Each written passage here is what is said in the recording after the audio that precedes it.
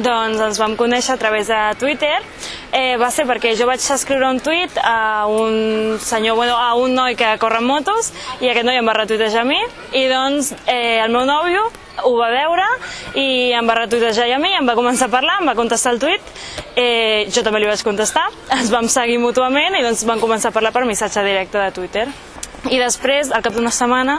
es va decidir, va dir, escolta, que em podries passar el teu número? I jo vaig ser com, bueno, vinga, va, passa'm el tu a mi i jo et parlo a tu, perquè jo volia veure la foto, a veure si concordava, perquè clar, això de conèixer una persona per internet, dius, bueno, no sé si serà un catfish, si serà real o no serà real, si m'està enganyant o no, i doncs després ja van començar a parlar pel WhatsApp.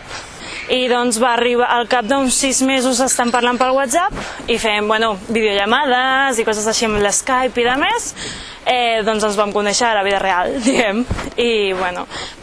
va ser molt diferent d'estar parlant converses en WhatsApp o per Skype a persona, però bueno, va millorar molt més, clar.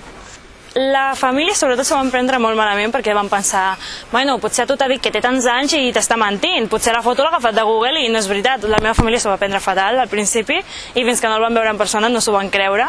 Els meus amics s'ho van prendre molt a broma, o sigui, les primeres setmanes va ser com, bueno, aquest t'ha començat a parlar però ja no parlareu més. Jo, clar, ja em vaig començar il·lusionada, ai, quina gràcia, parlem pel WhatsApp, parlem per Twitter cada 2x3, que mono, però els meus amics era com, no, no t'ho creguis, que segur que t'està mentint. Però ja quan van anar passant els mesos i van veure que sabien parlant per xarxes socials i de més, doncs s'ho van anar creient, però fins que no ens van veure en persona i el vaig portar i el vaig presentar, no, va ser com més sorprenent, com si fos una broma.